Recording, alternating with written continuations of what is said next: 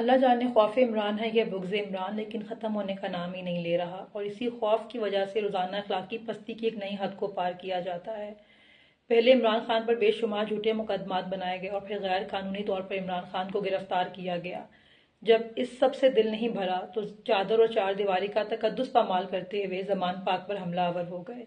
फिर इमरान खान का नाम लेने पर पाबंदी आयद कर दी गई। जलसे, कॉर्नर मीटिंग, वर्कर कन्वेंशन, हत्ता के पीटीआई का झंडा तक निकालने पर पाबंदी आयद कर दी गई, लेकिन खौफ खत्म नहीं हुआ।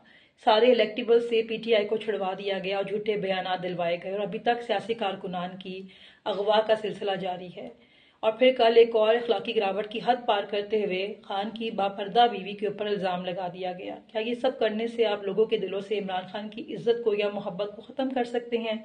लोगों ने इमरान खान को बगैर किसी लालच के सबको आजमाने के बाद अपनी मर्जी से चुना है। इस तरह की हरकतों से खान की इज्जत में कोई कमी नहीं आ रही। चांद पर थूकने से चांद को कोई फर्क नहीं पड़ता, थूक अपने मुंह पर वापस आता है, ये बात को याद रखें। इस तरह करने से सिर्फ आप अपने आप को लोगों के सामने शर्मिंदा करवा रहे हैं। और अब तो इतना जुल्म देके ये दुआ करते हैं हम कि अल्लाह आपको हिदायत भी ना दे।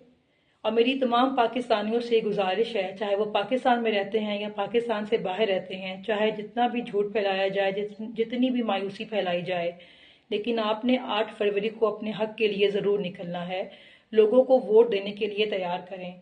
8 फरवरी एहतसाब का दिन है, ये आपका फ़र्ज़ है और इमरान खान का इस कौम पर कर्ज है जो आपने 8 फरवरी को वोट की सूरत में वापस करना है। हमारे लीडर ने हमारे लिए जितनी तकलीफ़ें बहुतान बर्दाश्त किए हैं, उसका जवाब अवाम 8 फरवरी को अपने वोट से देगी। अपनी वोट की ताकत से खान को वापस लेकर आएं। पाकिस्तान जिंदाबाद।